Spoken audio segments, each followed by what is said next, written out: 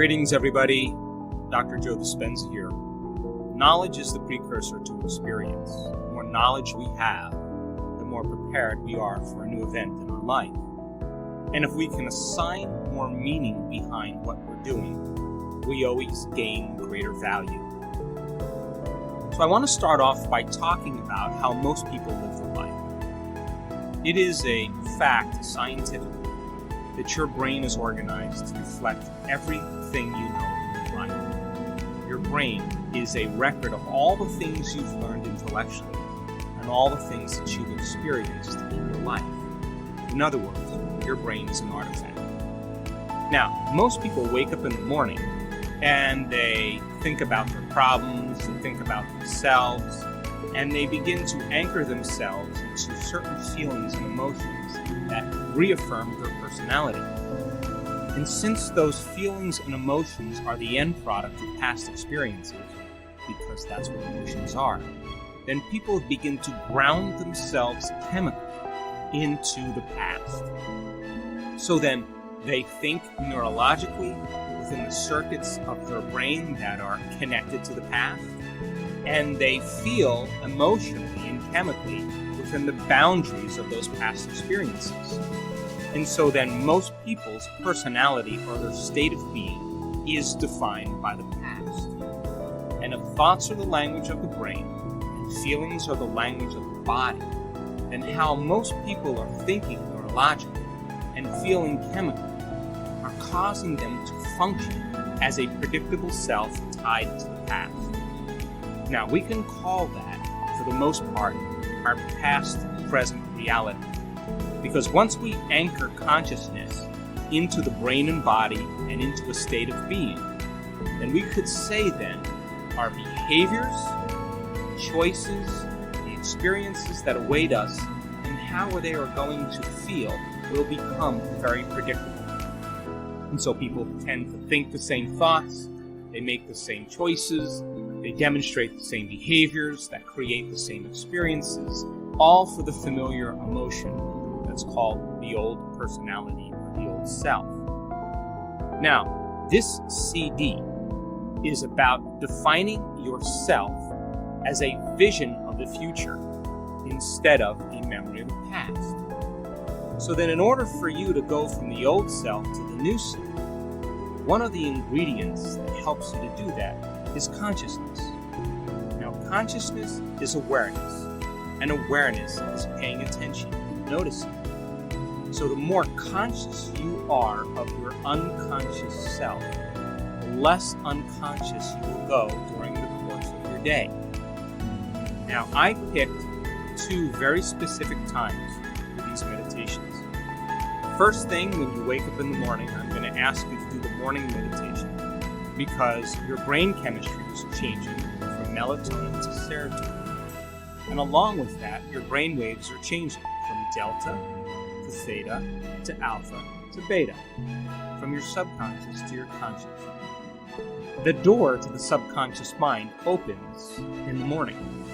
So if you begin to think about a new reality for yourself, you begin to think about a new experience that you would like to have, if you begin to contemplate a new way of being, and you begin to take some time out of your busy life and think about some future experience that awaits you, the mere process of thinking and contemplation is the building process neurologically in your brain. And so we are going to ask you to think about a future reality that you may want to experience. Some change in yourself that you would like to embrace. Some type of event that awaits you in quantum field. As you begin to think about and speculate a new future event, the frontal lobe turns on. That's the crowning achievement of the human being. It's the creative center. And as you begin to ask the what-if questions, the speculative questions, what would it be like? How would it be? What future awaits me? What do I want? As you ask those frontal lobe questions, because the frontal lobe is connected to all other parts of the brain, like a great symphony leader, it begins to look out over the entire landscape of the brain and it begins to select different networks of neurons that are connected to the things you've learned intellectually and the things that you've experienced as an event in your life. As the frontal lobe begins to call up all these different circuits, it begins to seamlessly piece them together to create a new level of mind. And as you begin to remind yourself of that future event, there'll come a moment when you'll get a vision or a symbol or a picture in your mind, and we would call that an intention. And as you begin to force your brain to fire in new sequences and new patterns and new combinations, you're beginning to reorganize the circuitry in your brain to begin to change the brain to look like that future event has already occurred. Now, your brain is no longer a record of the past. Now, in fact, it is a map to the future. As you begin to be defined by that vision of the future, you're moving into a future present reality. But that's not the end. Because in order for you to move into a new state of being, you either have to begin to experience the event emotionally. In other words, allow the thought to become the experience in your mind. And if the thought becomes the experience in your mind, the end product of that experience is called a feeling or an emotion. Or, I'm going to ask you to teach your body emotionally how that future event is going to feel before it occurs. And as you begin to combine that clear intention with an elevated emotion of gratitude, joy, inspiration, feeling unlimited, feeling empowered, your body as the unconscious mind begins to believe and accept that it's living in that future reality in the present moment, and you're beginning to activate and signal new genes in new ways so that your body is now living in the future instead of the past. So as the body moves into a new future present reality, your biology begins to change because now you're in a new state of being. Once you're in this new state of being, I'm going to ask you to think about the choices you're going to make, to review the behaviors you're going to demonstrate during this day. One day, one lifetime. What experiences await you and how they would feel. And as you begin to mentally rehearse what that future day is going to be like, the hardware program in your brain by repetition, nerve cells that fire together and wire together, begin to change into a software program. In other words, you're able to reproduce that level of mind easier and easier each day. I'm also going to ask you from this elevated state of being to remind yourself who you no longer want to be, to become conscious of the choices you're not going to make in that day, because the hardest part about change is not making the same choices you did the day before. And the other difficulty about change is that we go unconscious. So then if you're conscious of the thoughts that you are not going to let slip by your awareness that causes you to return back to the old self, if you're aware of the choices you're not going to make this day, if you are aware of the habits and behaviors that cause you to return back to the old personality that's connected to the old person reality, in other words, no longer blaming or complaining, talking poorly about something, whatever it is, and then you think about the experiences you're going to stay away from and the emotions that bring you to a lower denominator, I'm asking you from an elevated state, because you're feeling differently, to look at the old self instead of looking at the old self from a lower denominator, lower level. So that process of being conscious of your unconscious self, a simple process, allows you to stay aware. That process is very significant. At the end of the meditation, once you're clear of that, I'm going to ask you to remember that intention and begin to think about how you would feel if that event occurred.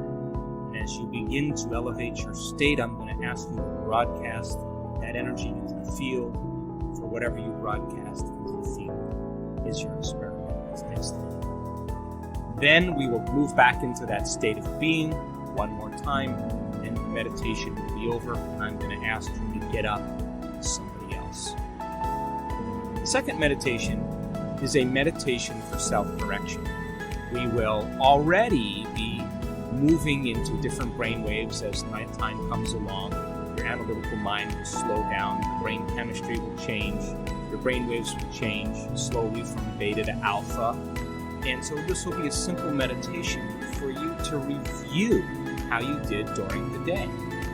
Now, I want you to do this meditation just before you fall asleep at night. I want you to sit up in your bed, or sit up next to your bed, and I want you to go through the meditation. And when you finish the meditation, it would be best if you could just lay down and fall asleep. That way, you're programming your autonomic nervous system and your subconscious mind even further into your future. And because your brain chemistry is changing, because your brain is changing in its circadian rhythm from daylight to nighttime, you'll already naturally be surrendering into this. And I'm going to ask you to review how you did. What choices did you make?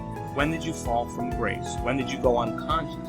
How could you do something better if you had another opportunity? And then I'm going to ask you to put yourself back into that situation and rehearse a better way of being. What piece of knowledge did you use as a precursor to produce a better experience? What piece of knowledge did you apply in this event so that you can begin to change an outcome? And as you begin to rehearse a better way of being, you're beginning to activate and prime the brain further and refine it into the future instead of the past. This is how we self-correct. In other words, if you saw yourself giving a public lecture, and when you watched yourself doing it, you were touching your face or sticking your finger in your ear, if you observed that, I guarantee you the next time you spoke in public, you would refine your behaviors. So that process then, going from the old self to the new self, and observing how we did it, allows us to self-correct and begin to reorganize the mind into the future instead of the past. Then I'll ask you to think about how you would feel if you were able to accomplish it in a better way. Also, during this evening meditation, where you're observing how you did during the day, I want you to acknowledge yourself for the right choices you made, the better behaviors that you demonstrated, the new experiences that you created, the thoughts that you liked about yourself, and how you felt. And so take a moment during this meditation for you to celebrate the changes that you made. And that should begin to become the foundation of your future self. And then I'm going to ask you to surrender the whole process to a greater mind and allow your autonomic nervous system to begin to program your brain and body into a new destiny as you fall asleep. And the brain will consolidate those circuits neurologically so that your brain is now further installing the hardware into the future. And the chemicals that are released that begin to epigenetically signal new genes in new ways then allows your body to be conditioned into a new biology. The process is simple, and it's a great way for you to move from the old self to the new self. So I selected these times with the intention of you having the door open so you can begin to program your subconscious mind to work for you instead of